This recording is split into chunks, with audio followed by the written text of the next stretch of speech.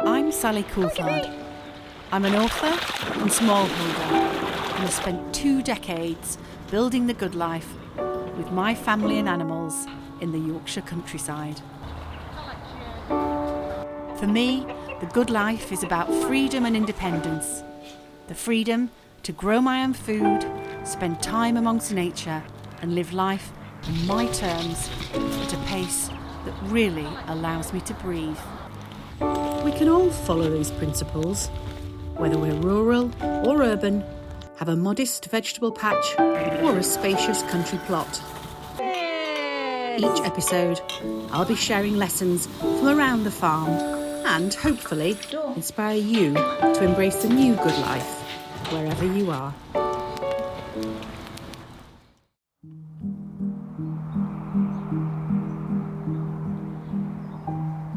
Winter is a particularly magical time on the farm. The days are short. The cold, crisp mornings are breathtakingly beautiful. As the sun rises, the sky changes from a thin, icy blue to an almost transparent glow. Every morning, I get up, go outside and greet the gaggle of unruly animals I'm lucky enough to have. From the gang of chickens, the 3 ducks, Steve, Steve and Steve, Wanda, our particularly bad-tempered goose, and Kip, my beloved Labrador. All the animals on the farm are cold and ready for breakfast. The sheep race for their extra hay, the hens fall on their grain, and only Wanda, our hardy goose, seems untroubled by the winter's blast. The garden is down to its bare bones.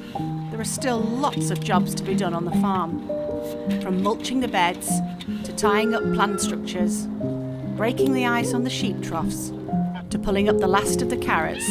There's plenty of tasks to keep me occupied on such a cold, cold day. Once the frost has thawed, I'll take the dog for his favourite walk down to the river. Then it's back home to chop kindling for the wood-burning stoves. Not all the day is spent outside, however. As a busy author, I'll spend hours reading and researching, ready to tackle my latest book. The farm is one of the most inspiring places to live. As an author of books about nature, wildlife, and the history of the countryside, I feel I'm living in the very words that I write about.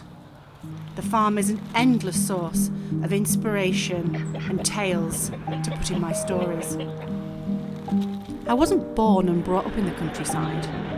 I'm new to it, and in lots of ways, I'm learning something every day.